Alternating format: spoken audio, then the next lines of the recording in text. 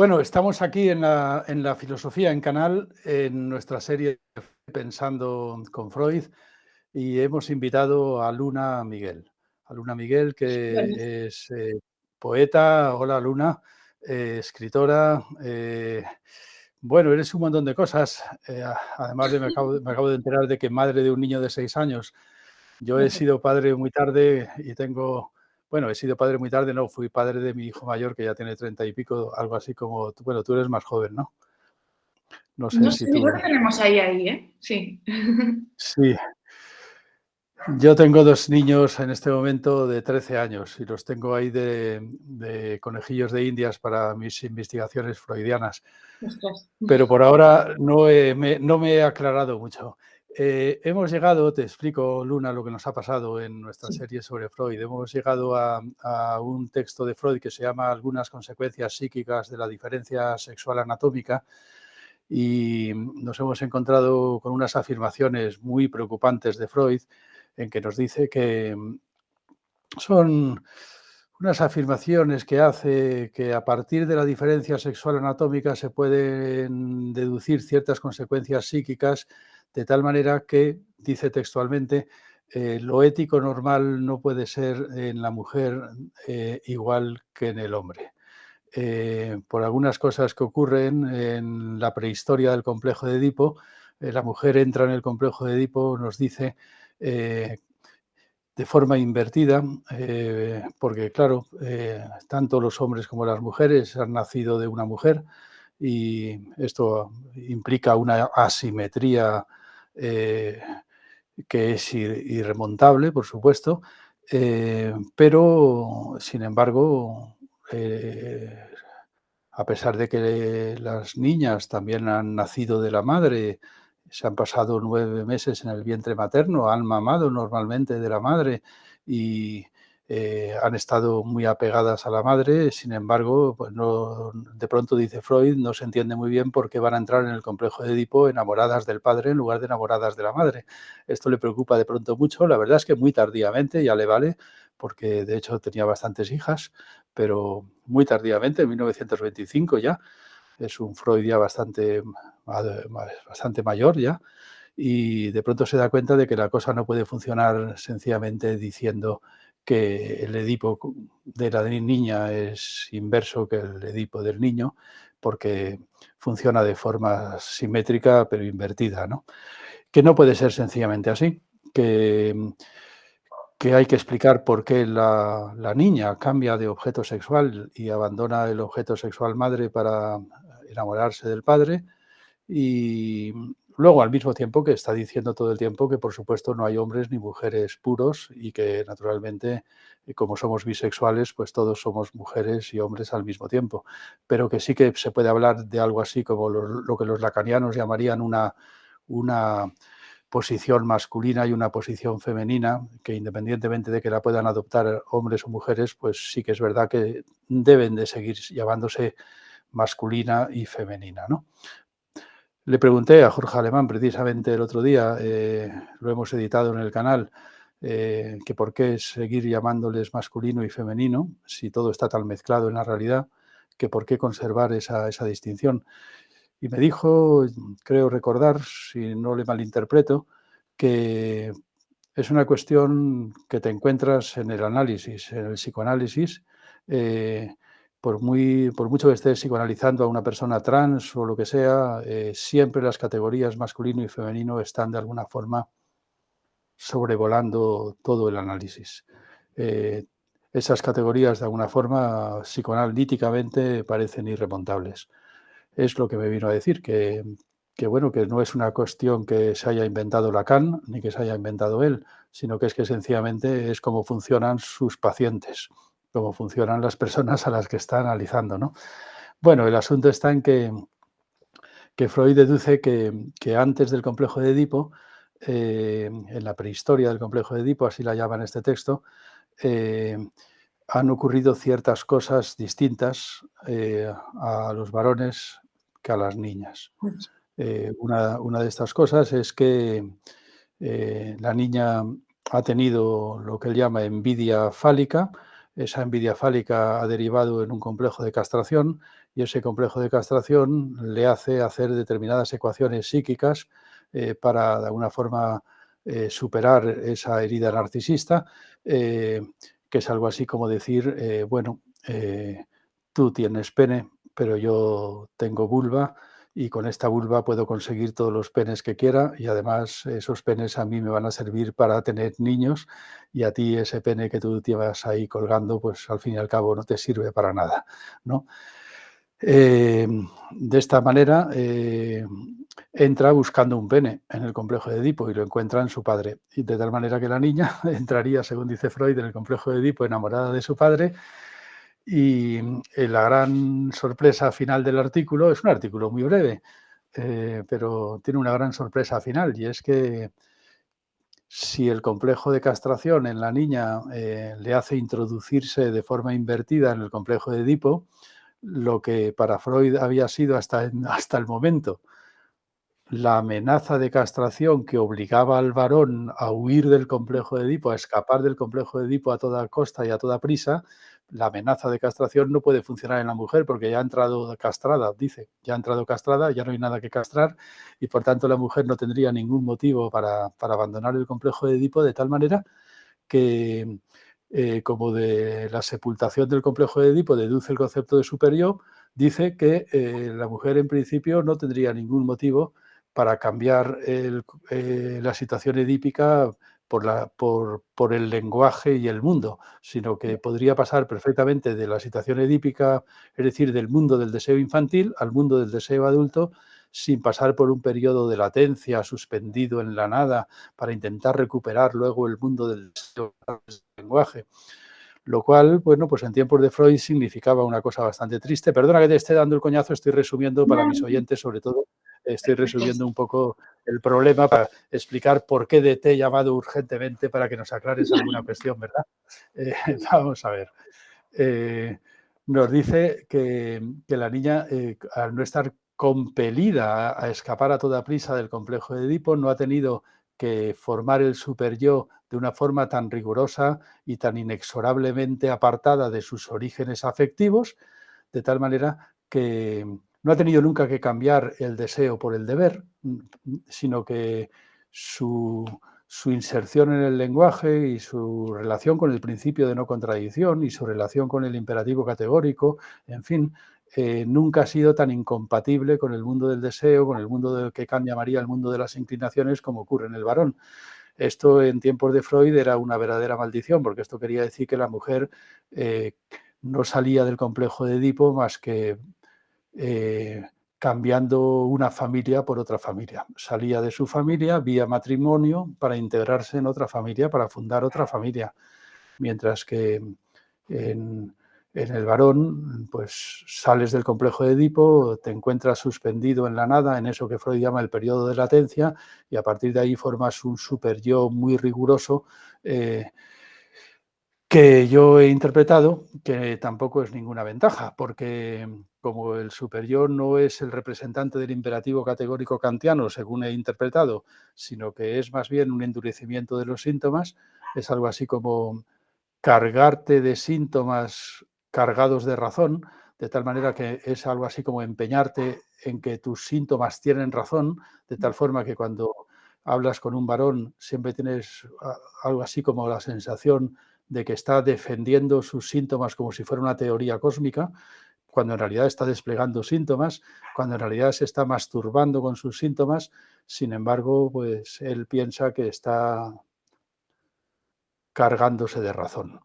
Esto es algo así como la inevitabilidad de que el varón está abocado a ser un pedante, por otra parte, bastante analfabeto emocionalmente.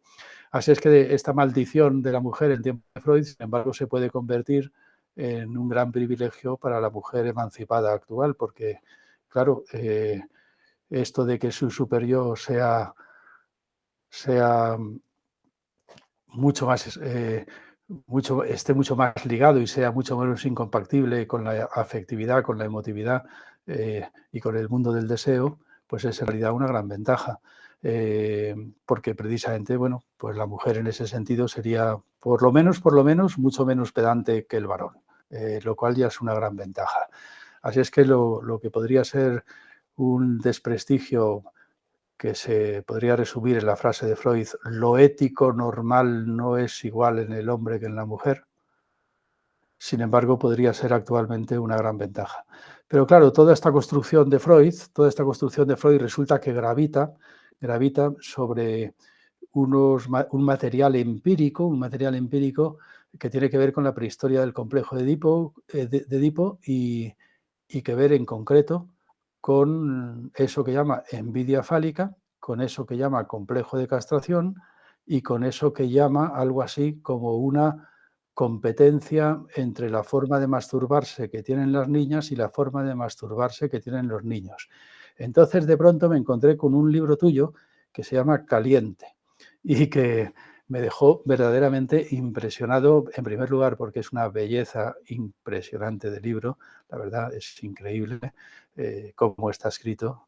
También es increíble la bibliografía abrumadora que manejas de autoras feministas y de autoras femeninas, pero también feministas, que, bueno, pues que es inagotable los libros que citas al respecto. Y entonces pues dije, bueno, pues mira, un libro sobre la masturbación femenina, ¿no? Y voy a leer solamente un trocito para los que no lo conozcan este libro. Bueno, esto de hacerse un dedillo, hacerse un dedillo. Dices, hacerse un dedillo, sonaba a susurro. Hacerse un dedillo, acto caprichoso. Hacerse un dedillo, un insulto hacia la vulva. Hacerse un dedillo, degradante confidencia. Pero hacerse una paja, eso era otra cosa. Una paja era sinónimo de rotundidad. Cascársela significaba actitud. Meneársela solo podía equivaler a un gran placer. En aquella época para nosotras resultaba imposible pensar que hacerse una paja y hacerse un dedillo formaran parte de un mismo gesto. Lo primero podía proclamarse, lo segundo había de permanecer oculto. Sí, pues es un texto vital para lo que está contando Freud, la comparación entre la masturbación masculina y la masturbación femenina. Y esto era una de las cosas primero que quería consultarte tu opinión. Realmente esto de la masturbación en los niños y en las niñas está muy presente en esa etapa ya muy temprana, antes del Edipo o durante el Edipo o incluso después, ¿sí o no? ¿Qué me contarías? Bueno, yo creo que, bueno, para empezar, estoy muy contenta de estar aquí charlando contigo. Yo sí que estoy contento, de verdad. Muy bien. Y también quiero advertir algo que yo ya te he dicho a ti, pero que quede claro que yo de psicoanálisis y de Freud no sé prácticamente nada, más que lo que por suerte me explica mi querida Alicia Valdés, que es la que lo sabe todo. Y así Ah, introduzco a un futuro capítulo de, de este canal, ¿no? no, Alicia Valdés la voy a entrevistar seguro. Ya Pues de alguna manera hemos medio quedado para eso. fantástico. Pues mira, mientras hacías este gran resumen y pensaba yo un poco, ¿no?, en las notas que había estado tomando durante bastantes años, a propósito de lo que significa, de qué podría significar masturbación barra femenina, una de las cuestiones que me venía, de las cosas que se me venía a la mente es esa, esa obsesión por centrarse en una sola experiencia y en la contraposición de experiencias, como si no se pudiera, como si el cuerpo ajeno y las experiencias del cuerpo ajeno y los placeres del cuerpo ajeno fueran siempre un enemigo para nuestro propio placer, ¿no? Esto es lo que veo un poco con lo que has estado diciendo, ¿no? Esa pasión, ¿no?, por retratar cualquier cosa con esa hacia la enemistad, ¿no? Es decir, si uno tiene pene y el otro tiene vulva, va a haber una envidia por XXX, ¿no? Esa pasión por la enemistad, a mí me parece que es una de las primeras cosas que a mí me violenta, efectivamente, ¿no? Me violenta y me hace pensar, ¿no? En por qué luego esto se traduce también en formaciones de niños, en la educación de los niños, ¿no? En esa cosa de tu experiencia vale más que las otras, tu experiencia es distinta, siempre va a ser distinta y original y única con respecto a las otras, por lo tanto, esto es algo tuyo que no puedes compartir con los demás. Y en esa imposibilidad de compartir con los demás ese susurro del que hablaba, ¿no? Esa cosa que tienes que hacer sola, callada y que no puede comunicarse, es ahí donde también donde yo creo que empiezan todos los temores, todos los miedos y y todo eso, ¿no? Todas esas sensaciones de ser receptor de violencia porque no sé si mi experiencia es la válida aquí, ¿no? Porque me han dicho que mi cuerpo es distinto que este otro y que yo no puedo examinar el otro cuerpo, solo tengo que quedarme con el mío, ¿no? No sé si me estoy explicando. Sí, sí, sí. Es para mí el resumen un poco de esto que has estado perfectamente explicando y cómo concuerda, ¿no? con las investigaciones, las entrevistas y las lecturas que durante, ya digo, empecé a escribir algunos de los textos de Caliente alrededor de 2015. Es decir, que ya hace bastante, ¿no? Han sido muchos años de entrevistar a muchas mujeres, mujeres trans, también hombres trans, con respecto a cómo empezaron a masturbarse, y en el libro mismo, en Caliente, aparecen algunas de esas experiencias, y lo que me encuentro siempre es eso, la imposibilidad de comunicación, la imposibilidad de conocer el cuerpo ajeno. Esa tensión constante de yo tengo que conocer mi cuerpo, pero no sé cómo siente la persona que está frente a mí, ¿no? No sé cómo sienten los otros niños, no sé cómo sienten mis padres, no sé cómo sienten los demás, ¿no? Entonces, si desde tan niños cerramos la posibilidad de conversación sobre un tema tan importante, a mí me parece lógico que la consecuencia sea pues todos los problemas que tenemos hoy con respecto a poder hablar libremente de nuestra sexualidad o de nuestro cuerpo. No sé si me he explicado. Sí, pero aparte de lo que debería de ser, Sí. lo que es, tú misma en este texto que he leído, lo que dices es que desde la infancia estabais comparando lo que era Claro, hacerse una paja con lo que era hacerse un dedillo. claro. Claro, Y pero porque no sabes, en al esa final, porque no sabes lo que es lo otro tampoco. Es decir, porque al final acabas comparándolo, pero te acabas comparando el lenguaje con el que se define el acto, no el acto mismo. ¿Me explico? Es decir, ya, sí, eso sí. Sí, además lo cuentas muy bien precisamente en esta diferencia que hay entre la expresión hacerse una paja, que suena como algo gigantesco, a hacerse un dedillo, ¿no? sí, no, Sí. ya digo, yo más que el acto mismo, yo pienso en eso, ¿no? En el lenguaje, en las palabras que le ponemos a los actos. Y entonces, esas palabras ya magnifican el gesto. No sé si me explico. Sí, sí, sí, sí, El- totalmente. mm, yo tengo un recuerdo, por ir a cosas, a experiencias personales, ¿no? Si te parece. Sí. Tengo un recuerdo muy gracioso bueno, que en mi mente se ha quedado como una experiencia muy graciosa de mi infancia. Teníamos 9 años así, yo estaba en la casa de una amiga mía que se llamaba Eva, que era la más guapa de la clase, y entonces venía con nosotros un niño que no recuerdo el nombre, no debía ser el más guapo de la clase y por eso a lo mejor no lo recuerdo, que bueno, ellos eran vecinos, y entonces ella contaba que a veces él iba a su casa, se metía en el baño, se tocaba y que ella le espiaba por la puerta, ¿no? Y que eso lo habían Ujú. establecido como una cosa que pasaba, pues, pues, no sé si a diario, pero semanalmente, ¿no? Son 2 ¿A niños qué que son edad? vecinos. ¿A qué edad 8 me 9 estás años, hablando? 8 9 Ajá. años, sí. Sí, como cuarto de primaria o por ahí, ¿no? Sí, sí, sí. Y entonces yo recuerdo que un día Eva me dijo: "¿Quieres que le llamemos y lo ves?". Y yo: "Vale, pues okey, vamos a ver qué es esto", ¿no? Y lo que yo vi no se parecía en nada a lo que yo me había imaginado que era. Ah, no. Era una cosa suave, tranquila, incluso torpe, y que yo dije: "Y para esto, o sea, tanta historia para esto", ¿no?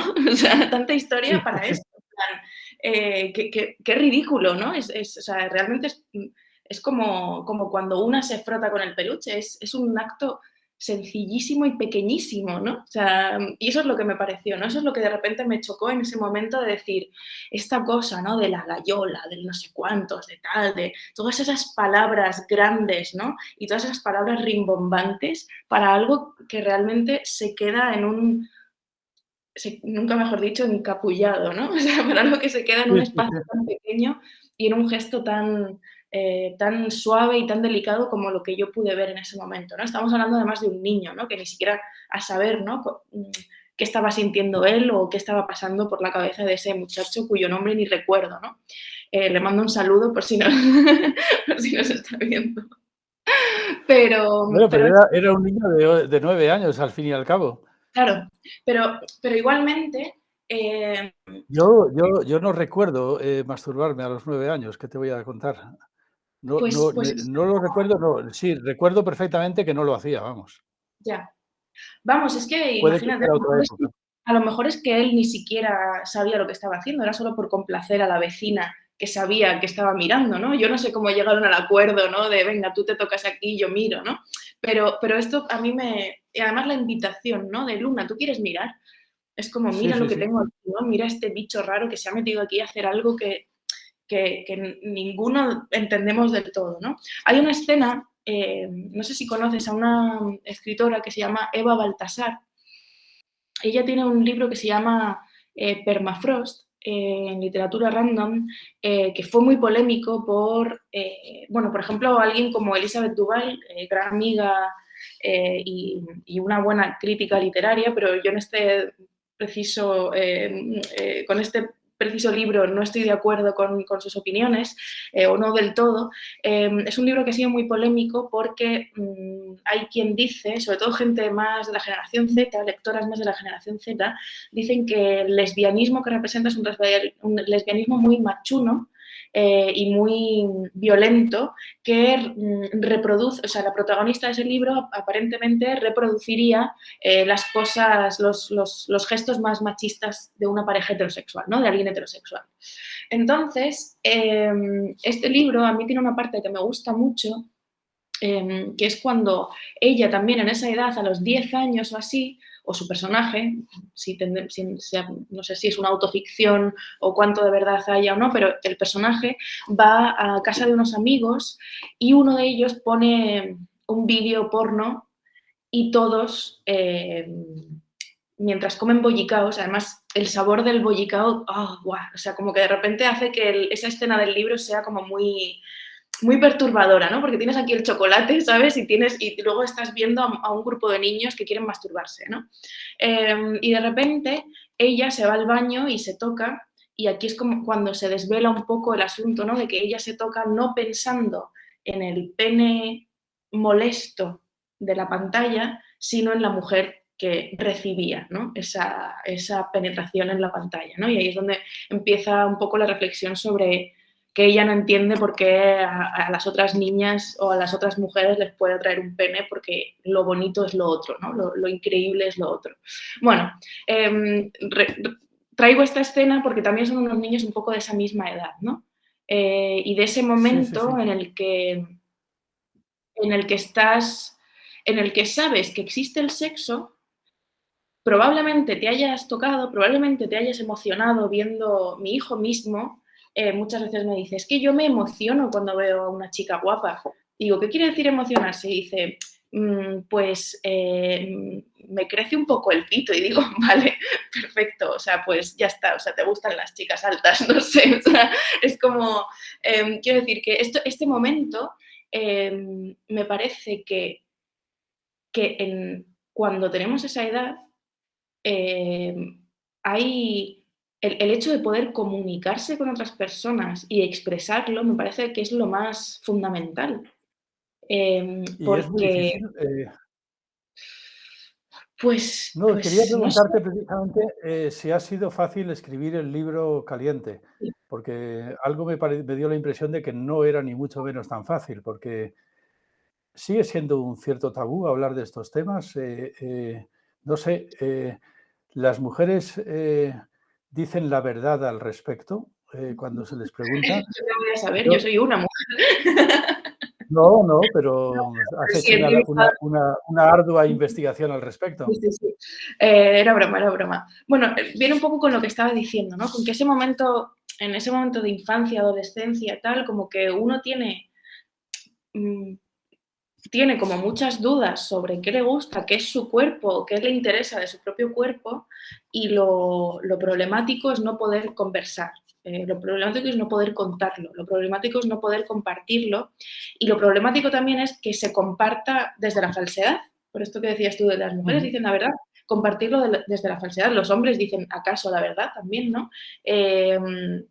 Porque como tú has dicho, pues cada uno llega de una manera y a una edad y en el tiempo en el que su cuerpo o su vida lo pide, ¿no?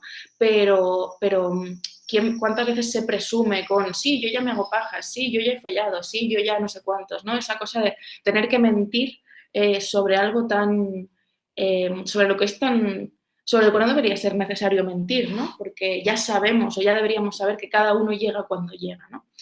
Entonces, en este sentido, a mí no me ha sido difícil escribir sobre esto, pero sí que es cierto que me llevó muchos años recopilar todas estas experiencias.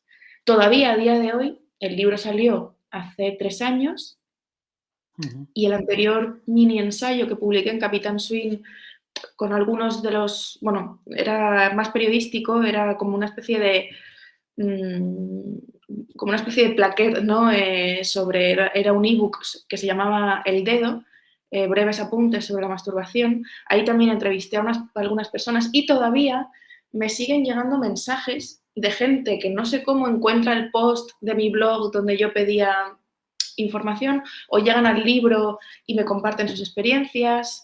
Es cierto que cada vez me llega gente con más edad. Es decir, es verdad que han pasado unos años, pero una de las cosas que he detectado desde que empecé a investigar todo esto es que antes me escribían muchas veinteañeras y ahora me empiezan a escribir mujeres también de 50 años que quieren contar también su experiencia, ¿no? Y esto me ha llamado mucho la atención y me parece que a mí no me gusta hablar de tabús porque yo creo que todo y nada es un tabú.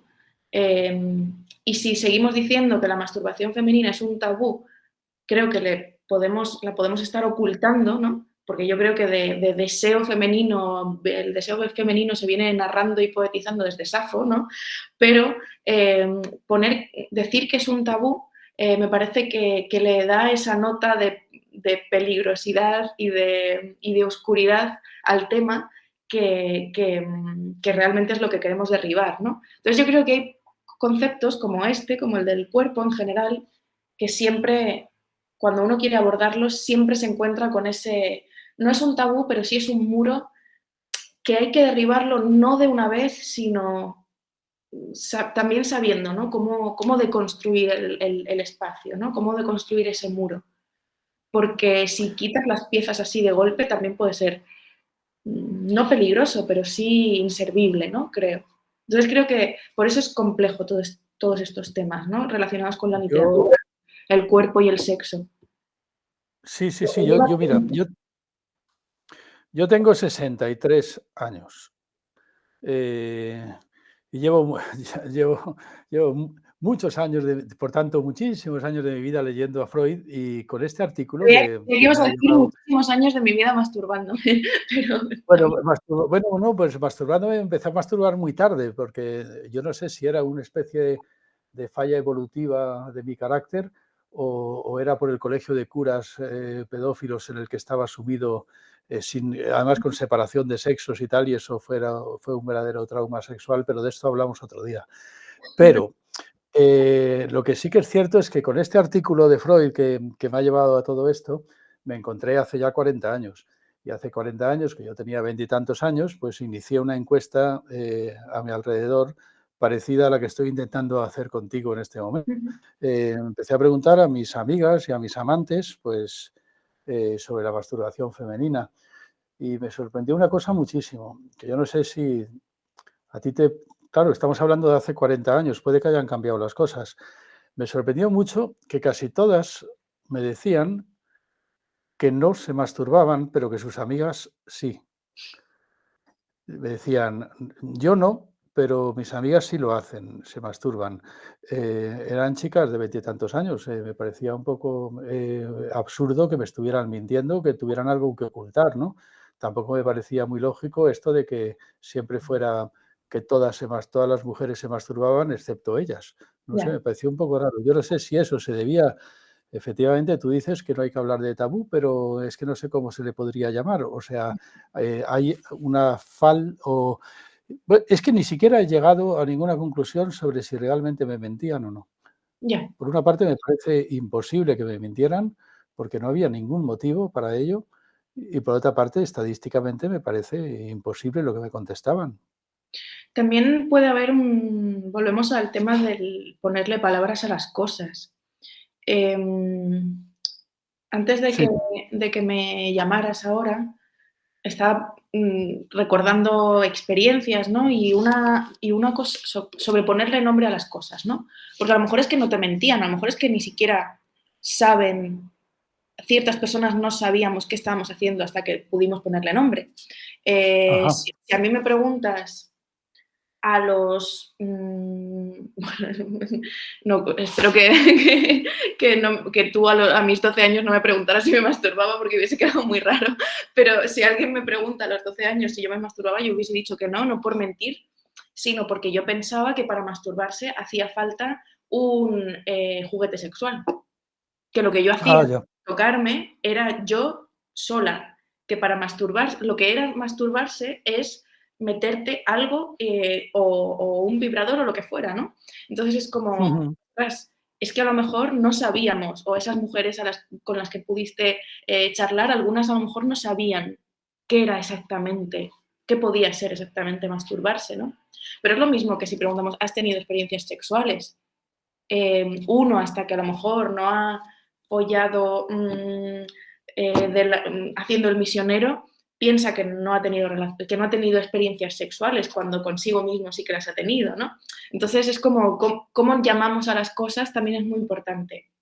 Y aquí otra experiencia, ya que estoy trayendo experiencias personales, una cosa que yo recuerdo mucho es cuando yo vivía en Almería con mis padres y cuando iba a Madrid, a casa de mi abuela, me quedaba a dormir en la habitación de mi tía, que había dos camas, y había una almohada que me encantaba porque estaba muy durita y era como muy abrazable y yo me frotaba contra esa almohada todo lo que podía. Y al lado dormía mi tía, que tenía que escuchar y que tenía que ver lo que estaba pasando, ¿no? Y nunca jamás dijo nada, pero ahora con el tiempo yo pienso, nunca dijo nada, nunca se quejó, nunca dijo la niña hace esto, nunca tal, pero tampoco me lo prohibí. ¿Qué edad tenía la niña? ¿Qué edad tenía la niña? ¿Qué edad tenías? Pues yo qué sé, 10 años o no lo sé, o menos, no lo sé, es que no me acuerdo, porque Ujú. era siempre que yo Ya. iba a Madrid, dormía ahí y pasaba eso, ¿no? Y mi tía pues tendría pues menos de 30, ¿no? Pero la cosa es esa, ¿no? Que el hecho también de callar, o sea, yo no podía ponerle nombre a eso porque yo pensaba que eso no era malo. Si a lo mejor me dicen te estás masturbando, digo, Dios, esto es malo, ¿sabes? O sea, eh, cómo llamemos a las cosas es muy importante. Y en este caso, el hecho de no darle nombre, el hecho de que mi tía nunca dijera nada y que a día de hoy yo sigo yendo a su casa a comer y no sé cuántos y ninguna dice nada, también es como una especie de pacto ahí como de yo sabía lo que tú hacías, tú sabías lo que yo hacía, pero todo está bien, ¿no? Porque Sí, la sí. vida es así, ¿no? Y eso también lo agradezco mucho, en cierto modo. Y, pero, a pesar de que lo agradezca, porque no fui juzgada, también pienso que si, cómo hubiese podido yo acceder al conocimiento, cómo hubiese podido yo ponerle nombre a eso, ¿no? Y uno al final le pone nombre a eso porque creo que cuando uno imagina, ya empieza, o sea, también en qué pensamos cuando nos masturbamos, ¿no? ¿Qué necesitamos para masturbarnos?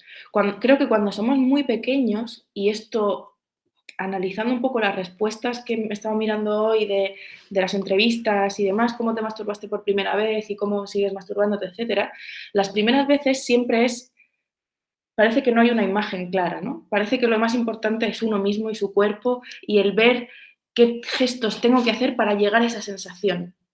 Pero conforme uno va creciendo, todas las imágenes en la cabeza, o sea, de repente ya hay imágenes en la cabeza y esas imágenes suelen ser cada vez más sexuales, cada vez se van corporalizando las personas que te gustan, vas imaginándote una escena medio sexual que has visto no sé dónde, vas viendo tetas, vas viendo pollas, vas viendo cosas, ¿no? Y de repente ya necesitas mirar una revista, necesitas mirar un libro, necesitas leer una frase. Es decir, que para mí la gran diferencia entre esas dos etapas es que al principio no necesitas mirar nada, ni imaginarte a nadie, ni figurar un coito en tu cabeza, sino que Ajá. es algo mucho más sin sentido. Pero yo creo que cuando le pones nombre y cuando asocias eso a tu sexualidad, buscas sexo. Ya, ya, ya, ya, ya. Pero me dices que para ponerle un nombre, por Ujú. ejemplo, resulta un apoyo, un vibrador, por ejemplo. Un vibrador te haría pensar que, bueno, sí, entonces esto ya es masturbación, porque a lo mejor, mientras tanto, hasta este momento ni siquiera lo he considerado como tal. Claro. Pero hay otra cosa que yo siempre me he preguntado. ¿El orgasmo no es un síntoma de masturbación? O sea, las niñas, cuando se masturban, el orgasmo no llegan al orgasmo, eso para empezar.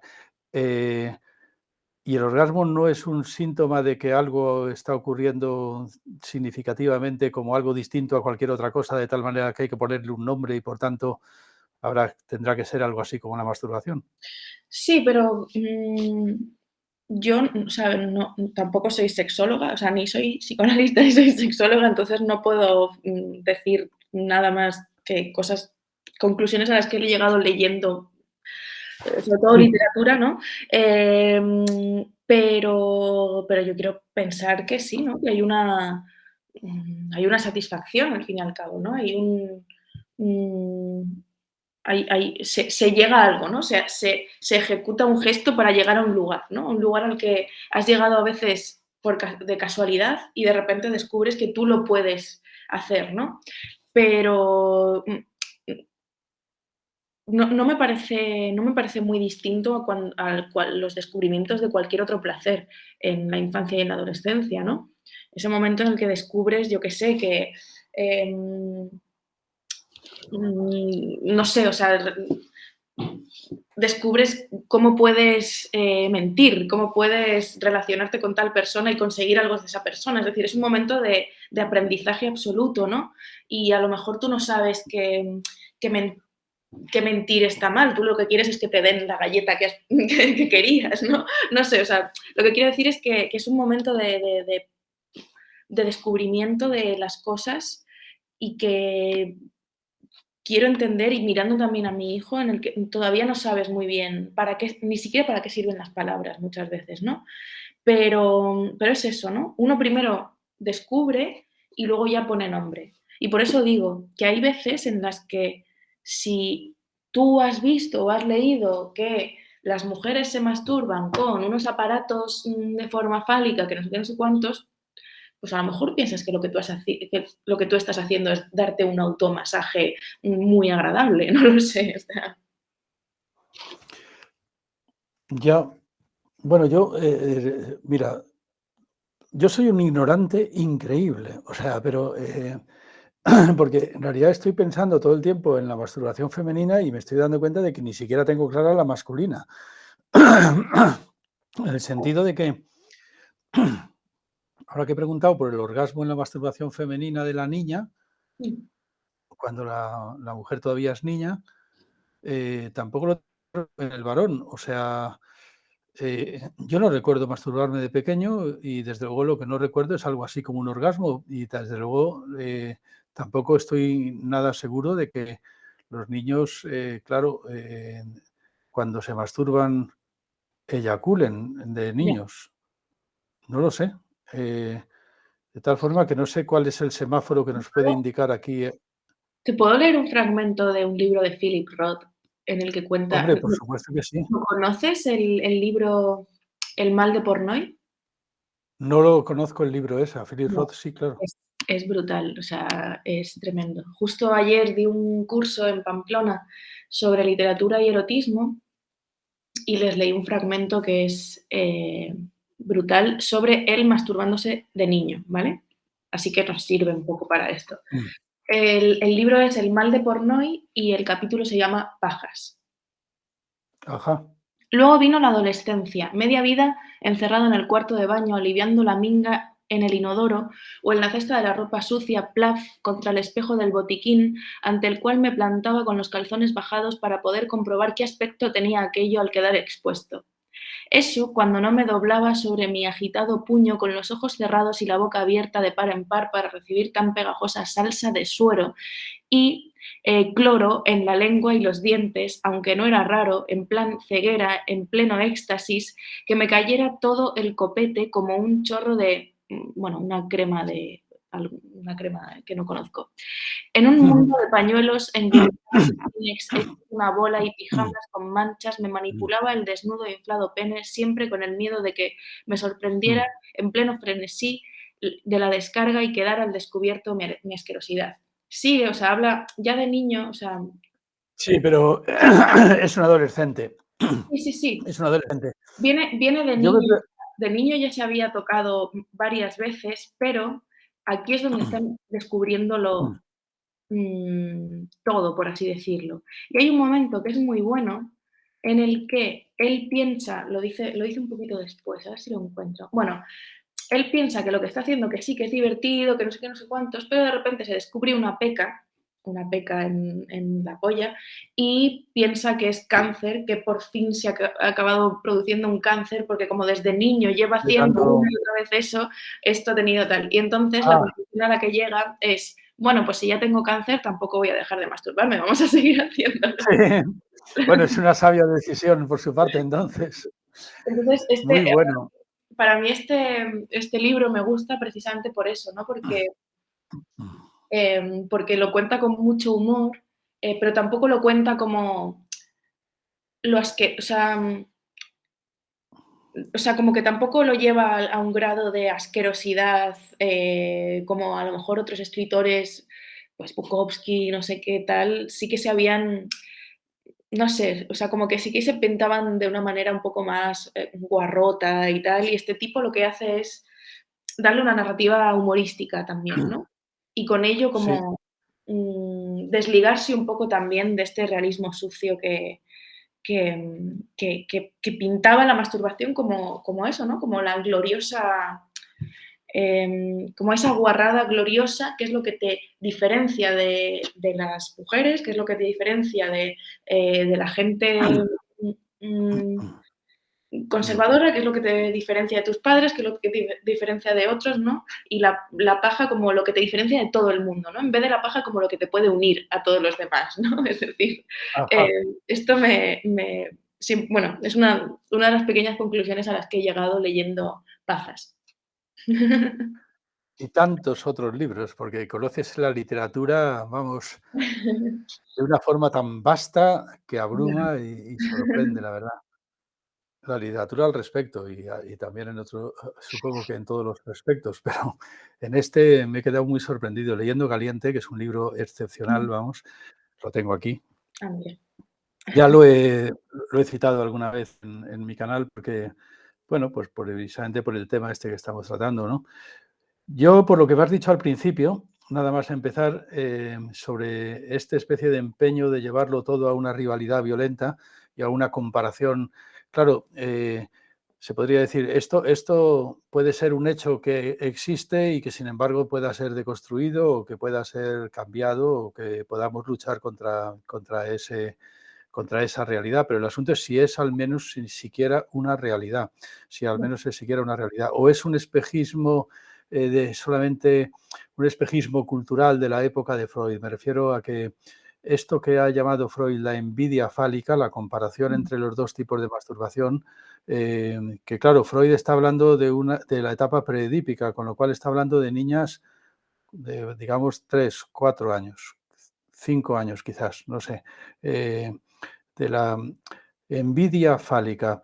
¿Tú dirías que es solamente un espejismo cultural de la época de Freud, o es algo que todavía ocurre, aunque podría quizás dejar de ocurrir con algunos otros paradigmas pedagógicos que pudiéramos poner en juego o lo que fuera? No sé, ¿o crees que ni siquiera en tiempos de Freud existía tal cosa y que Freud se lo inventó? Vamos, o sea, no sé cómo decirlo, ¿no? No, yo no Esto, puedo, no tengo conocimientos suficientes como para poder dar una respuesta, muy elaborada, pero también diré que creo que signifique, o sea, que hoy signifique lo que signifique hoy, todos esos conceptos o al menos el de la envidia de pene, etcétera, me parece que sí, que hay un desfase, entre otras cosas también porque el tema de la sexualidad está más presente que nunca en la cultura mainstream y en la cultura popular. Em, Quizá no como en aquella época, no lo sé. Pero de repente me da la sensación de que tanto el feminismo, que ha entrado de una manera muy grande también en los colegios, etcétera, como los debates sobre la sexualidad en series de Netflix, en literatura, en cómics, etcétera, yo creo que o sea, la diferencia con aquella época y esta es el conocimiento. Ahora tenemos más acceso a sin las duda experiencias de alguna. los otros. Y ese acceso a esas experiencias no sé, o sea, está el acceso, lo que no sé si se está consumiendo esa cultura o si se está consumiendo, si se está comprendiendo, si se está aplicando, pero quiero pensar que sí, que han cambiado muchas cosas y que por eso no me parece interesante un concepto como el del complejo de castración hoy en día no me parece demasiado interesante, verdaderamente. Sí, sí, También porque eso es.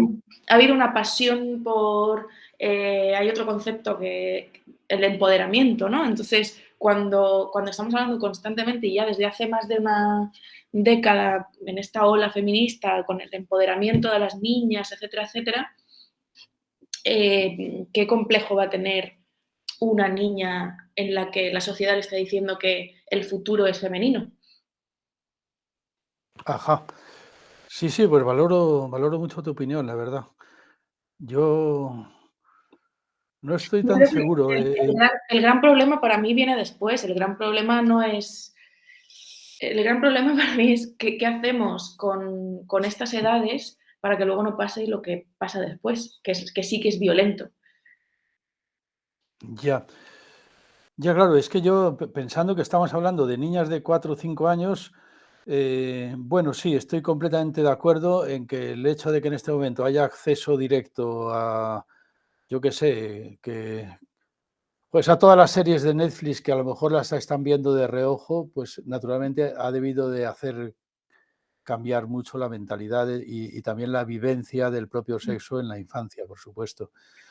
No sé, Tiene no que sé ser muy, muy distinto a tiempos de Freud, desde luego. No sé cómo será en Eso otros sí. colegios, pero, por ejemplo, a mí me sorprendió el día en que mi hijo, vino, pues, con 6 años, sí, a casa y me dijo: "Ya hemos estudiado cómo se tienen los bebés", que para mí es una cosa que hasta casi quinto de primaria no te lo veías, o sea, Ah, sí, obviamente ¿eh? te lo veías como muy, muy, muy, pues, los órganos, etcétera, tal, pero era algo que al menos en mi infancia, en los años 90, era imposible que se dijera el papá y la mamá y la fecundación y no sé cuántos. Guau. O sea, Pues no creo me lo que puedo creer. En los años 90, claro, para mí los años 90 es antes de ayer. Para ti debe de ser algo muy remoto. Pero sí, sí, un poquito. yo pensando en los años 60, claro, sí, sí, esto sí que era efectivamente un tema imposible de poner sobre la mesa. Claro. Mm. Sí, bueno, y ahora pues hay muchos libros, yo creo que creo que se está y que ya no solo tengan que ver con el sexo, ¿no? Que tengan que ver también, pues yo qué sé, yo tengo le regalé un libro a mi hijo, ¿no? Que es sobre tamaños de culos, ¿no? Y es como también poder quitarle peso a los culos, quitarle peso Ha a tenido que cambiar mucho. claro, ¿no? Está Quitarle peso cambiando también mucho. a las palabras, ¿no? Y quitarle peso o sea, poder hablar con niños de cualquiera de estos temas que tengan que ver eso con el cuerpo, me parece muy importante. Y me parece que si las mismas preguntas que tú hacías a tus compañeras hacía unos años, las mismas preguntas que yo hacía a mujeres que conocía por internet hace 5 o 6 años, cuando las hagamos dentro de 10 años por ahí, va a ser una locura también, ¿no? Porque va a ¿Tú haber, estás segura de que va a haber cambiado todo mucho? yo creo que sí, que va a haber, todavía va a haber vergüenzas y represiones y dolores, pero se enfocará desde otro lugar. O sea, estoy convencida de que también la tecnología nos facilita ciertas herramientas, ¿no? Es decir, que yo he podido entrevistar a 200 mujeres porque tengo un Twitter en el que puedo poner, estoy buscando personas a las que entrevistar para esta cosa tan determinada, tal, ¿no? Y la gente responde si quiere. Como decías, tú has tenido que investigar, pues preguntando persona por persona, en privado, etcétera, ¿no? A ver qué pasa después. O a lo mejor incluso dentro de 10 años el sexo les importa una mierda a la generación que viene, no lo sé. A lo No lo mejor sé. sí, ¿Tú qué generación eres? yo millennial. Ah, tú eres millennial. Y la generación Z entonces es la siguiente a ti. Sí, a partir del 96, 97, por ahí, sí. ¿Has visto esa serie que hay ahora en Filming de autodefensa? Sí, sí, sí, muy divertida. A mí me Eso encantó. es la generación Z. Yo creo que ellas son un poco millennials también, ¿no? Sí. Ah, sí. A mí me ha sorprendido en esa serie, la verdad es que me ha interesado muchísimo, ¿eh? Y me pareció fascinante, sobre todo los 3 primeros capítulos. Hombre, lo que pasa es que los 3 primeros capítulos me parece que pusieron el listón tan alto que ya la serie no podía más que decaer, porque es que eran tan buenos que no podían seguir siendo todavía mejores. Pero la serie es muy buena, la verdad, el trabajo que han hecho estas muchachas es impresionante. Pero me sorprendió esto que decías de quizás el sexo les importe una mierda. Aquí no es que importe una mierda, desde luego parece que les importan más las drogas que el sexo. En cualquier caso, me pareció que había una cierta visión muy pesimista con respecto al sexo, no sé, eh, como algo, bueno, la chica que se llama Meme, esa parece que tiene una relación más directa, bueno, más alegre con el sexo. Pero la otra muchacha, eh, no, da la impresión de que estuviera todo el tiempo eh, harta del sexo, como que fuera, que dijera algo así, como dice al principio en el primer capítulo, es que el sexo es como ir a misa, ya sabes siempre lo que va a pasar. Ya. Eh, a mí me ha sorprendido eso, o ese otro capítulo en el que desesperada, furiosa, después de una fiesta con resaca, va a ver un amante para echar un polvo y echa un polvo con él, y es un polvo que está claro que lo vive como una cosa desagradable, pero lo ha buscado ella. El chico además intenta chuparle el coño y ella dice, no, no te flipes, no te flipes, no te flipes. Es decir, y luego echa un polvo de mierda, pero claro, también ella ha querido un polvo de mierda, porque, no, es que me interesa este tema, porque me sorprende también qué es lo que está pasando con el sexo en las generaciones que están empezando a devenir, ¿no? Eh, ella misma tampoco ha querido que fuera un buen polvo y luego ha echado tal polvo de mierda, por lo visto, que le acaba rompiendo la guitarra.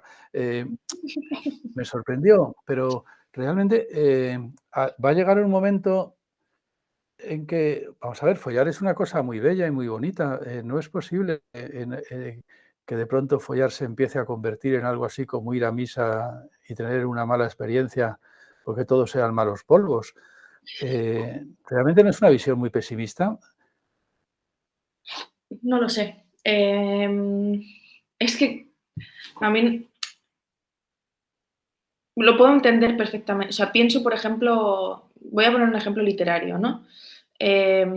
Una Annie Ernaux, en la última premio Sí, Nobel, en Pura Pasión, cuenta, o sea, yo no sé, o sea, ella cuenta mucho cómo desea un hombre, pero yo no sé si las escenas sexuales que ella rememora, esta mujer apasionada que solo piensa en ese hombre, que solo piensa en ese hombre, tampoco son tan espectaculares. Es decir, que yo creo que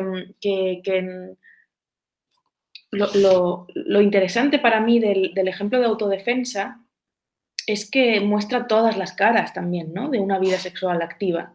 Y una vida sexual activa te puede llevar también a muchas insatisfacciones, pues porque no encuentras a la persona con la que te apetece hacer de todo, o porque no, o porque te ves obligada a hacerlo porque el momento vital te lo pide, ¿no? Sois mujeres empoderadas, sexual, la libertad sexual, no sé qué, no sé cuántos, bla, bla, bla, tenéis que hacerlo, ¿no?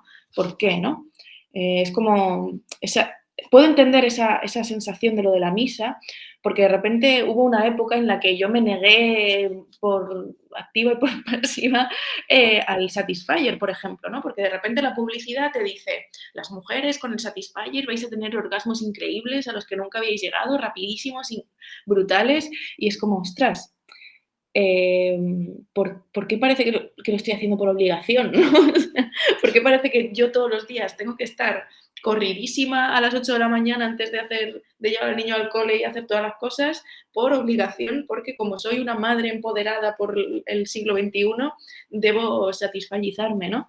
No. sí, y además de la forma más rápida posible. Claro, ¿no?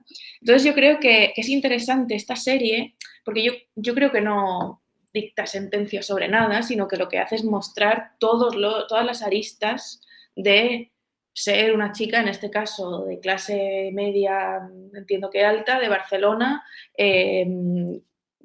con cierto capital erótico y también que tiene que pasar su día a día decidiendo cómo y cuándo va a follar, ¿no? Cómo y cuándo va a utilizar su cuerpo, cuando a veces a lo mejor es eso, ¿no? Es como, joder, me dicen tanto que ahora soy libre para usarlo, que a lo mejor me apetece usarlo mal, o a lo mejor me apetece experimentar otras cosas, o a lo mejor no quiero esto, ¿no? Entonces a mí me parece inteligente esa postura por eso, ¿no? Como dices, hay dos chicas, ¿no? Hay dos chicas principales en esa serie y cada una tiene una experiencia distinta, ¿no? Por ejemplo, la otra tiene una Sí, relación también, tiene una visión del poliamor que a mí me interesa mucho, ¿no? Y que no deja de ser dolorosa. Y eso también me parece interesante, que los ejemplos que mostramos, y aquí es donde iba también, a donde iba con lo de Philip Roth, que los ejemplos que mostramos en literatura, en ficción, etcétera, en ficción audiovisual, etcétera, no tiene por qué estar idealizada ni la masturbación, ni la sexualidad, etcétera. ¿Por qué hay que idealizar el sexo siempre, ¿no? Porque hay que enseñar que es hermoso siempre, cuando uno descubre que es hermoso, cuando descubre también cómo afrontar las fealdades y las jodiendas que te trae la sexualidad y el amor y el deseo, etcétera, ¿no? Entonces, que a mí haya ficciones como esta que te muestran también la parte fea de estar liberada sexualmente, ujú. me parece interesante e inteligente porque la vida es así. Yo me considero liberada y todo lo que quieras, pero es muy difícil llevar el día a día y llevar bien las relaciones y estar satisfecha con el cuerpo de una, ¿no? Bueno, a mí la Entonces, serie, que conste que me ha parecido magnífica, ¿eh? sí, sí, sí. Magnífica. No, no, no, Yo, yo la vi aquí en este sofá con Ernesto, al que también conoces, con Ernesto Castro. Nos la vimos esta Ernesto, claro que le Navidad. conozco. Bueno, Sí, de sí, hecho es que a ti te conocí, claro. oí hablar porque fue él el que me llamó la atención. Yo había escrito un libro sobre el amor y me dijo Mm. que tú habías comentado que no había ningún tipo de bibliografía femenina, ¿no? Lo cual es Lo enteramente tengo, cierto. lo Claro, tengo, lo yo tengo aquí. estoy magnífico. Sí, sí. Sexto y el caso es que, claro, yo estoy muy subido en la historia de la filosofía y en la historia de la filosofía lo que te encuentras es a Aristóteles, a Kant, a Hegel, son Claro. todo claro, son todo varones, claro, o sea, ¿Sabes cuál machirulos es? inevitables, sí. Uno, Y uno que bueno, estaba viendo estos días es este. Sexy. Sexistencia. Ah, Dylan, sí, sí, sí, Sí, claro. y Sí, está pues bastante no. guapo. Mira, Pues justo lo hay una cita que la he pensado para hoy también, que dice: "Más que en los divanes, es en la literatura, en el arte, en la revolución donde el sexo habla y donde la palabra se hace sexual. Simultáneamente se da una transformación principal, la de toda una praxis social y técnica que desea recrear el mundo, la toma de palabra del deseo mismo y el deseo del lenguaje de no hablar, sino de hacer el amor". ujú. O sea, creo que está para tus investigaciones, si no lo tenías ahí. Sí, no, me va a interesar muchísimo, seguro. Sí, sí, Así sí. es que lo guardo en la memoria. Mira, te dejo en paz enseguida, pero Ujú. volviendo a mi tema freudiano.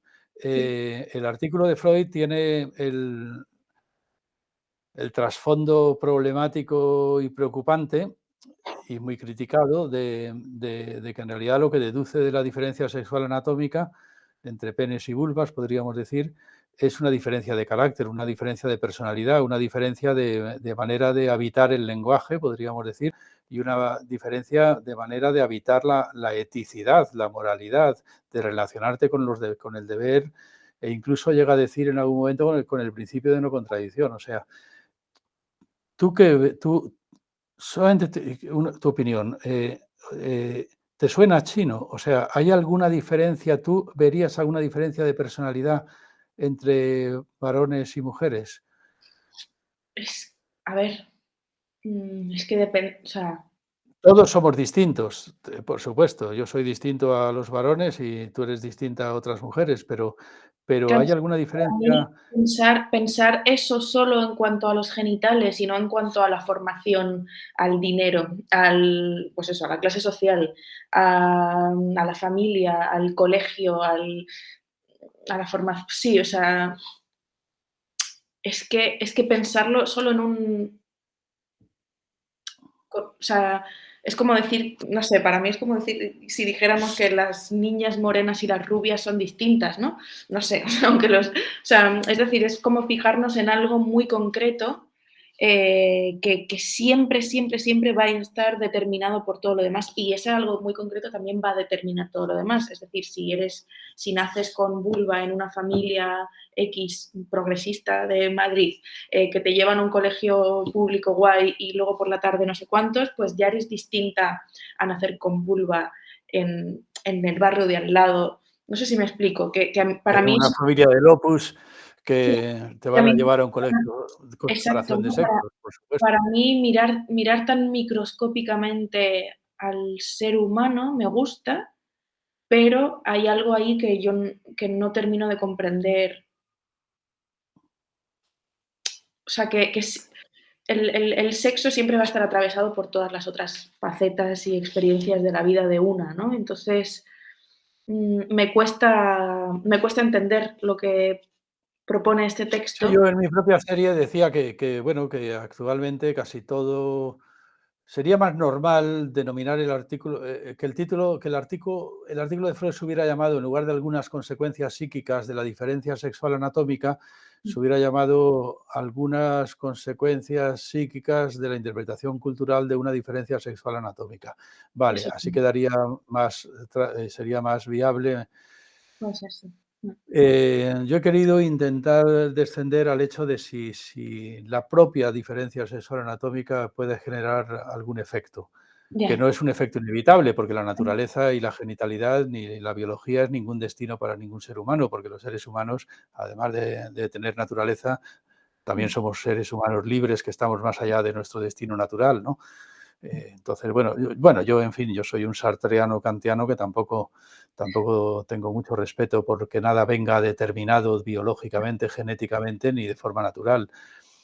Incluso si viniera determinado, de todas formas podríamos desconectarlo por medio de la libertad y de la hay deconstrucción hay cultural. un concepto, ¿puedo hacer una pregunta como si estuviera en clase? Por supuesto, sí, Em, ya ves tú.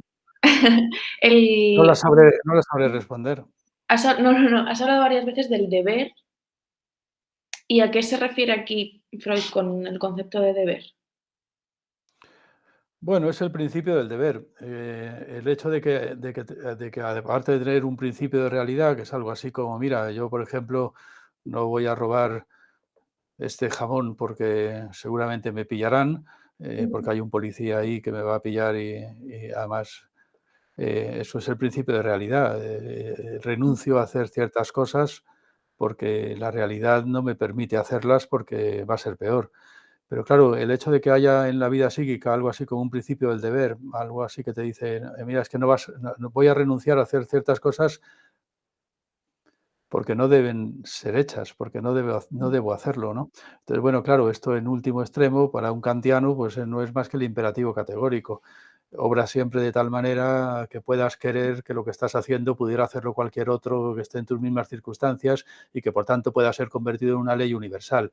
No vas a convertir en una ley universal, no sé, eh, eh, está permitido robar, porque en realidad solamente está permitido robar si en realidad lo que está es prohibido robar y entonces yo aprovecho, yo puedo querer robar, pero puedo Ya, querer robar como una excepción a la regla que estoy poniendo en juego. Bueno, esto es Kant, pero claro, Freud aquí lo que hace es tocar mucho las narices. Lo que te dice cuando te dice esto, es un texto, en la serie sí que lo he tratado mucho, nos dice el superyo, que es el representante del principio del deber, es la instancia que responde del principio del deber en nuestro psiquismo. El superyo, dice, es el heredero del complejo de Edipo. Y cuando está diciendo esto, lo que está diciendo es, mira, en realidad los deberes, que además van a ser deberes inconscientes en Freud, a los que estás obedeciendo, eh, eh, no es que te abran el mundo hacia un imperativo categórico que te va a poner en contacto con algo así como la verdad, algo así como la justicia o la belleza, ¿no? Sino que te va a poner en contacto con unos deberes que tienes que cumplir, no se sabe por qué, debido a determinadas contingencias que han ocurrido en tu puta infancia durante el complejo de Edipo y que al final son los síntomas que va a estudiar un psicoanalista. Es decir, no se entiende muy bien por qué una persona tiene un tic en el ojo, pero claro, Freud lo que te diría es, mira, o yo qué sé, o un rasgo de carácter cualquiera, más fácil, o sea, eres tímido. Pues no sé, es muy fácil demostrarte que el principio de realidad no se opone en absoluto a que te arranques a cantar por bulerías en una reunión, si no te va a pasar nada. No, sí, me va a tragar la tierra. No, no te va a tragar la tierra. Mira, ya verás, ves cómo no te va a tragar la tierra. Estamos en un suelo muy sólido en el que no hay terremotos, ¿no? Eh, y el principio del placer, pues tampoco te dice no cantes por bulerías porque lo vas a pasar mal, ¿no? Si en realidad tú sí quieres cantar por bulerías, te encantaría cantar por bulerías. Incluso puedes a veces sospechar que te saldría bien, pero como eres muy tímido no lo puedes hacer. Entonces Freud lo que dice es, mira, si el principio del placer no se opone y el principio de realidad tampoco se opone, si eres tímido será porque estás cumpliendo con algún deber inconsciente, pero claro, luego vas al psicoanalista y dice, oiga, ¿me puede usted explicar por qué soy tímido? Bueno, es que cuando eras pequeño te ocurrió no sé qué tontería que mira, pues generó un trauma en ti que no se sabe qué ha pasado. Entonces estás obedeciendo a tu infancia. Entonces esto es una gran desilusión. Jorge Alemán siempre dice que estas son las malas noticias que trajo Freud, que por debajo del deber al final lo que hay es un montón de basura infantil por debajo del principio del deber. Eso no quiere decir que Kant esté equivocado. Por supuesto que puedes tener acceso al imperativo categórico kantiano, pero entre el imperativo categórico kantiano y tú, no solamente están tus inclinaciones que a veces contradicen el imperativo categórico, están también otros deberes que compiten con el deber kantiano y que son deberes que son material para el psicoanalista, vamos. ya, Entonces es pura basura psíquica, pura basura neurótica. Es decir, que los síntomas están amasados de deber. Esto es un descubrimiento freudiano muy desagradable, que hay una especie de religión inconsciente, de religión interior, que te hace ponerte colorado cuando pasas vergüenza, que te hace ser tímido, que te hace ser un neurótico obsesivo, que por algún motivo no se sabe muy bien por qué, es como si obedecieras a una orden superior, tienes que lavarte las manos cada vez que tocas a otra persona, y no se sabe por qué lo haces, porque en la realidad no te demuestra que no te va a pasar nada, que no te ha contagiado ninguna enfermedad, y tampoco es que te dé placer ser un neurótico que no puede más que lavarse las manos todo el rato, y sin embargo lo haces. Bueno, pues obedeces a deberes inconscientes, a deberes inconscientes toda una maraña neurótica, sencillamente, que te hace la vida imposible, que te hace la vida imposible y por eso precisamente acabas yendo a un psicoanalista o a un psicólogo o a un conductista. Me da igual a decir, ¿me puede usted liberar un poco de mí mismo, no? Porque mi mayor pesadilla es ser quien soy, ser quien soy. Hay gente que está muy contenta con ser quien soy, pero hay gente que lo pasa muy mal. Personas deprimidas, neuróticas, claro, pues es verdad, depende de lo contento que estés. Entonces, bueno, esto es lo que entonces, bueno, el problema está en que lo que trata Freud en este artículo, que tanto me ha preocupado, es que dependiendo de la diferencia sexual anatómica, el acceso al mundo del deber por parte de la mujer es distinto al acceso al mundo del deber por parte del hombre. La razón es la que expliqué al Ya, principio, es muy sencilla, es sencillamente eh, como en el varón hay una amenaza de castración, tiene que cambiar el mundo del deseo por el mundo del deber muy rápido y de una forma muy violenta y rigurosa. Mientras que la mujer, como no tiene amenaza de castración, porque de alguna forma ya ha entrado castrada, se podría decir, o es lo que dice Freud, ¿no? Pues como no tiene por qué ver ninguna incompatibilidad entre el mundo del deseo y el mundo del deber. Y esto es lo que me ha preocupado tanto. Y esto genera una diferencia de personalidad. Es algo así como, bueno, yo en la serie lo he intentado montar con arreglo al concepto de pedantería, aunque solamente sea decir esto. Los, los hombres tienen más tendencia a la pedantería que las mujeres. ¿Por qué? Porque han cargado de razón sus síntomas. ya, Porque no solamente tienen síntomas, sino que también están seguros de tener razón con ellos. De tal ya. manera que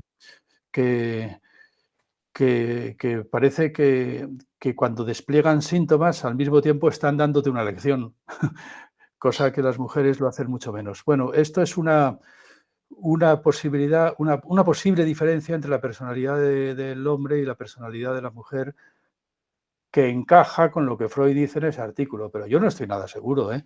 Yo estoy aquí dudando y por eso he pedido ayuda. He pedido ayuda a Jorge Alemán, que el otro día, pues ayer mismo, vamos, ayer se fue un directo, aunque esto que estamos grabando tú y yo se va a emitir una semana después, pero, Ujú, pero, pero he pedido ayuda a Jorge Alemán, te he pedido ayuda a ti, voy a entrevistar también a Luis Alegre a ver qué me cuentas sobre este asunto, ¿no? A mí me ha ujú. interesado mucho tu opinión, ¿no? Y porque, bueno, tú eres una persona muy natural y además que ha investigado muchísimo. Ha investigado muchísimo porque, claro, es que es un libro como no solamente por la inmensa bibliografía que manejas en caliente, sino también por la inmensa investigación de campo que has hecho preguntando a tu alrededor. Entonces eres una muy buena conocedora del tema. Por eso de alguna forma he recurrido a ti, ¿verdad? Hay Eh, hay pero hay un hay un pequeño símil al que una mini conclusión a la que he llegado mientras definías lo de pedante, perdona que te corte, pero, ujú, me hace gracia porque, ya digo, sumando bibliografía que ha ido llegando, ¿no? Con los últimos años a casa y lecturas, con respecto a lo de la pedantería, me di cuenta ayer como haciendo la suma de libros que tenía en casa sobre el tema del erotismo, etcétera, solo sobre literatura, entre comillas, erótica. Me he dado cuenta de que en los tíos los machos escriben más ensayo sobre la sexualidad y en las autoras tienen mucha más narrativa, poesía, es decir, como que hay mucha más literatura muy experiencial y en el caso de ellos hay mucho más pensamiento a propósito de, intentando analizar la sexualidad, ¿no? Y por lo tanto su sexualidad propia entiendo también, ¿no? Y esto creo que cuadra un poco con lo que decías bueno, de los... claro, pero es que esto también indica una diferencia de personalidad. Lo que pasa es que tú lo que has sugerido es que esta diferencia de personalidad te la crees mucho más por el lado de la construcción cultural, de la Sí, interpretación cultural que se ha vivido en la infancia con respecto a la diferencia sexual anatómica, lo cual es una opinión, pues bueno, que yo la archivo para, bueno. para reflexionar sobre el tema. A mí me interesa muchísimo saber lo que tú piensas al respecto. Por cierto, que tú eres novelista, tienes 2 novelas, que yo sepa, o 3. Una y estoy a punto de publicar la segunda, sí. Ah, bueno, vale, pues eso. Pues voy a leer tus novelas también. No te hagas eso, mejor lee otra cosa. No, no, no te quepa la menor duda. Quería hacerte, antes de terminar, una última pregunta también por algunas referencias que has hecho en caliente al asunto del mundo islámico, porque citas a una autora marroquí, por ejemplo, y tal y cual. Sí. ¿Tú cómo valorarías la ausencia de una revolución sexual en el mundo islámico y el efecto que eso causa y qué tipo de receta feminista eh, tendrías en la cabeza para abordar el problema del patriarcado en el mundo islámico? Ostras, esto aquí ya es algo en lo que receta ninguna, o sea, es decir, yo no podría No, ni nadie. dar ninguna receta. Em, Precisamente yo, sabes que siempre vuelvo a mis temas. Una de las autoras más importantes, a mi juicio, en el mundo de la poesía del siglo XX es Forugh Farrokhzad, que es una poeta iraní. Sí, sí. Y esta, que además cineasta, que últimamente, ¿no? Con todo lo que está pasando ahora en Irán, está siendo muy reivindicada. Pues yo conocí a Forugh porque conocí a su vez a otro poeta más, bueno, vivo y más o menos joven, que contaba, ¿no? Cómo él quería escribir poesía, él era iraní también, cómo quería escribir poesía y cómo de repente consiguió un libro de ella y cuando su padre vio que su hijo estaba leyendo ese libro le dijo, ¿qué haces leyendo una puta? ¿No? Joder, Entonces, eh, traigo este nombre por eso, porque no hay receta, pero sí que si hubiese receta, que tampoco creo que fuese fácil fabricarla de un día para otro, una parte muy importante es siempre recordar, tener una memoria histórica importante, ¿no? Es decir, recordar lo que pasó, no olvidarse lo que pasó literalmente ayer, porque Foruz ya desde los años, o sea, no sé si murió en el 70 y algo, ¿no? Es decir, que no está tan lejos, ¿no? Ese momento en el que las mujeres como ella podían hacer cosas en un país como Irán, ¿no? Cosas me refiero a, pues a todo, a conducir, a escribir, a ser personas, ¿no? A ser consideradas personas. Entonces, esa memoria histórica es muy importante porque yo creo que tanto mi generación como seguramente las que vienen, ¿no? Vamos a ver también el mundo islámico en general como algo muy estanco en donde nunca ha habido momentos de libertad, ¿no? En donde nunca, o sea, yo pienso en Siria y yo no sé lo que era Siria antes. Y Siria antes estamos hablando de 2010, ¿no? Siria antes, un Siria antes, tiendes a pensar como algo que pasó hace siglos y de repente te das cuenta de que no, ¿no? De que las cosas cambian muy rápido y empeoran muy rápido. Entonces, tener memoria, recordar a todos esos autores, autoras, cineastas, creadores que dejaron ver sus luchas y que pueden ser inspiradores de las luchas actuales, me parece muy importante. Esto lo aprendí en Chile, básicamente. Hace poco estuve en Chile con Ernesto justo, fuimos cada uno a presentar nuestros últimos libros que se publicaron allí y mucha gente joven hablaba de eso, ¿no? De la poca memoria que hay, pero memoria corta, ¿no? Memoria reciente, ¿no? De que muchos chilenos no saben cómo era Chile hace 15 años, y menos hace 20, y menos hace 70. A lo mejor sí que han estudiado y sí que saben por la historia cómo era hace 100, ¿no? Pero la memoria reciente, las luchas recientes se desvanecen muy rápido, que es un poco lo que nos puede pasar aquí o lo que nos puede estar pasando aquí con el 15M, ¿no? Se nos ha sí. desvanecido muy rápido también, ¿no? Entonces yo creo que, ya digo, no tengo receta, pero sí que, al menos desde aquí, a quienes estamos aquí en nuestras comodidades de nuestros lugares en comparación con aquellos, también hacer uso de esa memoria, ¿no? Y, y no pensar en un país lejano como lo que es ahora, como la violencia que está viviendo ahora, sino también como la belleza que fue y el adelanto literario y político que pudo ser en su momento, mm, para, para volver a recuperarlo, ¿no? O sea, para volver a luchar por esa recuperación de esa libertad. Sí, hablas de recuperación porque piensas que efectivamente, por ejemplo, en Irán, claro, hubo otra época Sí. que no tiene nada que ver con la actual, ¿no? Bueno, lo cuenta también este cómic magnífico, ¿verdad? ¿Cómo se llama esa Sí. chica? No se me Em, acuerdo. hay una película también, pero Ay, sí, sí, la de Persépolis se llama el cómic, Persepolis. Persépolis. Sí, sí, Sí, sí, sí, sí, es verdad que, claro, ahí lo que ha habido ha sido un retroceso monstruoso, ¿no? claro. De todas formas, claro, tú, claro, eres muy pequeña, pero claro, yo sí que viví eso también es un cierto consuelo, saber que hace 50 años en España tampoco estábamos en el mejor de los mundos posibles a este respecto, ni mucho menos. A mí me tocó el final del franquismo, pero era una atrocidad sin límites. O sea, el hecho de que perder la virginidad antes del matrimonio fuera prácticamente, en el mundo rural al menos, sepultarte en vida, eh, con la complicidad además de la Iglesia católica, de la parroquia y de todas las autoridades del pueblo, o sea, eh, eso era la norma. Y bueno, yo cuando era pequeño todavía se sentaban las mujeres en la parte izquierda de la iglesia y los hombres en la parte derecha. Había Ah, separación de sexos también en los colegios, anda que no la tuve que sufrir yo. Y en 50 años cambió todo, ¿no? mm, Lo único que no sé, yo tampoco sé cuál ha sido la receta, ni cuál podría ser la receta, porque además la misma receta no iba a funcionar claro, en el mundo islámico exacto. que en el mundo cristiano, ¿no? Eso no me cabe la menor duda. Bueno, Luna, yo no sé, no sabes cuánto te agradezco que hayas aceptado participar en esto, de verdad.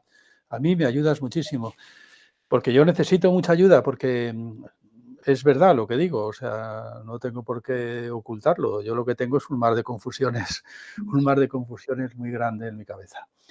Estoy leyendo a Freud y estoy atascado, pero es que además llevo 50 años atascado, o sea que Bueno, está todavía bien, o tengo. sea, si al menos nadar ahí es agradable en ese mar de confusiones. No, claro, claro, a mí sí, no hay nada que me guste más que reflexionar. Reflexionar y dar clase bueno, dar clase es mi profesión favorita, y por eso me he metido a YouTube, precisamente por eso, porque como pienso que algún día, eh, tendré que jubilarme, pues así podré continuar a través de YouTube o algo así. Qué bueno. Te lo agradezco muchísimo, Luna, ha sido verdaderamente un placer y espero leer toda tu obra lo más pronto posible. Seguro Tampoco que hace falta, merecerá. tú no te preocupes, tú sigue con Freud. Me va me me va a encantar, me va a encantar. Dale recuerdos a Ernesto también cuando le Muy veas, bien, ¿vale? Que le fantástico. tengo mucho cariño. Pues muchísimas gracias por todo. Fantástico, Luna, pues ahí nos vemos. Voy a ver cómo se quita esto. Bueno, de todas formas, esto lo va a quitar Miguel Ángel, que es el que Muy sabe bien, hacerlo. Luna, me genial, despido aquí de ti. Ya seguiremos gracias. hablando, ¿vale? Muy bien. También,